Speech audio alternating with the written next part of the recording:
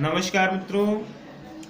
आज हम कक्षा 11 के पहले चैप्टर पोइट्री का अर्थात पोइट्री का पहला चैप्टर जो मर्सी विलियम शेक्सपियर के द्वारा लिखा गया है, विलियम शेक्सपियर के द्वारा कंपोज किया गया है।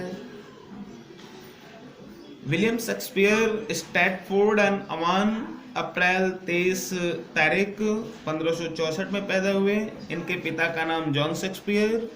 वह एक बहुत बड़े और धनी बिजनेसमैन के रूप में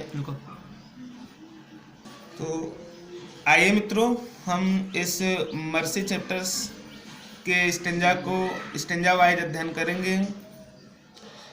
अबाउट द पोएम मैं आपको बता दूं कि इस पोएम में कवि हमें क्या एप्रिशिएट, क्या हमें एजुकेट करता है, किस प्रकार की शिक्षा देता है। According to the poet, mercy is an inner quality of human heart. कवि के अनुसार जो दया है वह एक मनुष्य के हृदय का आंतरिक गुण होता है। इनर क्वालिटी आंतरिक गुण होता है। इट फ्लोज फ्रीली, यह स्वतंत्र रूप से प्रवाहित होती है। इसको किसी के दबाव की आवश्यकता नहीं होती है, यह स्वतः प्रभावित होती है। It soothe the disturb and excited mind, यह अव्यवस्थित तथा उत्तेजित दिमाग को फायदेमंद करती है।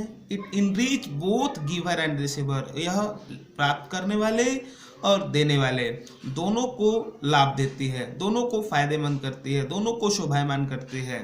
It is the most powerful quality of man, यह मनुष्य की उसकी सबसे सर्वोत्तम गुणों अर्थात यह मनुष्य की सबसे सर्वोत्तम गुण मानी जाती है। It decorate the king better than his crown, यह राजा को उसके राज मुकुट से अधिक शोभायमान करती है।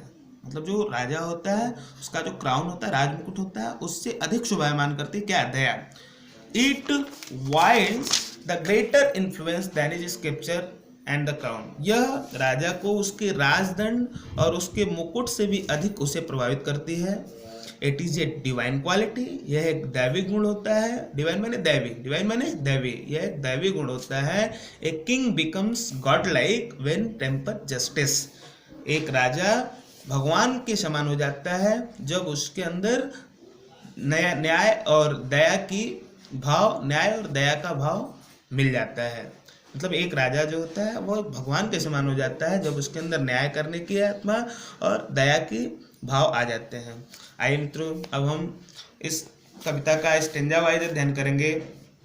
The quality of mercy is not strength. पहले तो हम आपको इस एक मीनिंग का अर्थ बता देते हैं कि स्ट्रेंथ शब्द आया, मतलब इसका मतलब होता है दबाव देकर। तो क्वालिटी ऑफ मर्सी, आपको पता है क्वालिटी मतलब गुण होता है। The quality of mercy is not strength, मतलब इसमें कवि कह रहा है कि the quality of mercy is not strength, मतलब जो दया का गुण होता है उसे दबाव देकर उत्पन्न नहीं किया जा सकता है।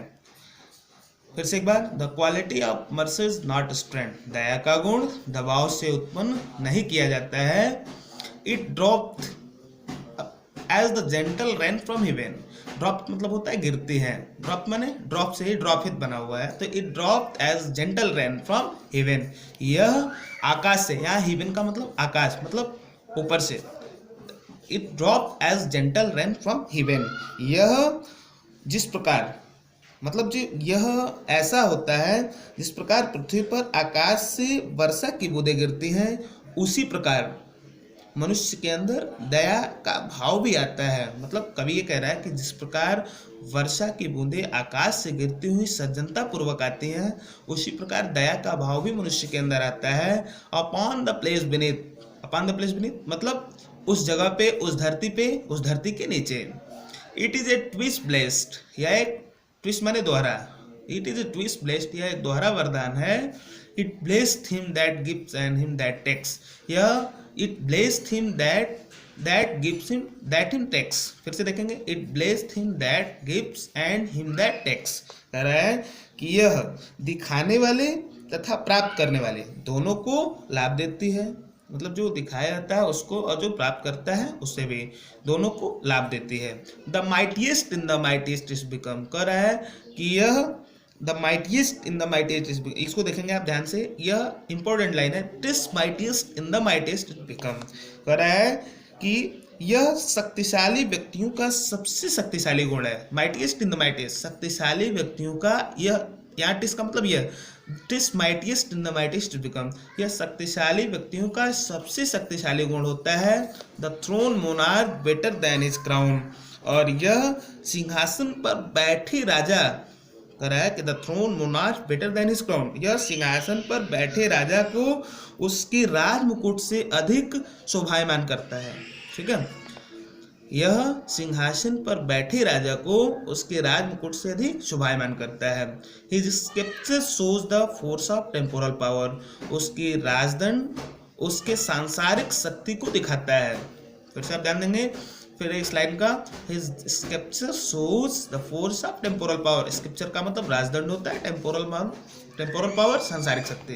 तो फिर देखेंगे, his sceptre shows the force of temporal power, उसकी राजदंड उसके सांसारिक शक्ति को दिखाता है, मतलब जो उसका राजदंड होता है वो सांसारिक शक्ति को दिखाता है। To the attribute to awe and majesty, और होता क्या है, यह राजा की भय तथा वैभव का प्रतीक होता है। Wherein doth sit and dread in fear of king, the attribute of awe and majesty where doth in sit dread and fear of king, यह राजा को उसके भय तथा वैभव का प्रतीक होता है। But mercy is above this scriptures way, लेकिन ये जो दया होता है उन सभी स्क्रिप्चर्स वे, राजदंड और सांसारिक शक्ति से ऊपर होता है। मतलब राजा के अंदर जो दया का भाव होता है, जो सांसारिक शक्ति होती है और जो राजदंड होता है, इन सभी से ऊपर होता है।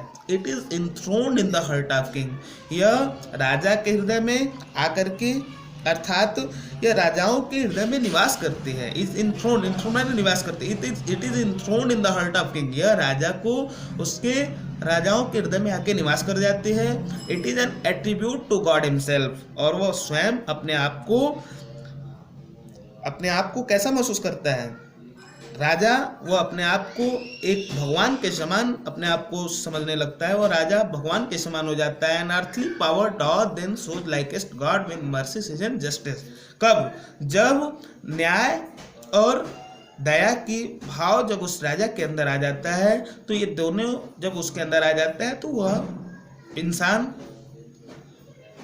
भगवान के समान प्रतीत होने लगता है। मित्रों, ये कविता यहीं तक समाप्त होती है। यदि आपको किसी भी प्रकार की कोई दिक्कत होती है, इसमें किसी भी मीनिंग में अगर कोई दिक्कत होती है, तो आप हमें कमेंट बॉक्स में ज़रूर लिखें। मैं आशा करता हूं कि आप मेरे वीडियो से संतुष्ट होंगे। यदि किसी प्रकार की कोई दिक्कत आती है तो आप मेरे कमेंट बॉक्स में लिखकर ज़रूर डालें। धन्यवाद।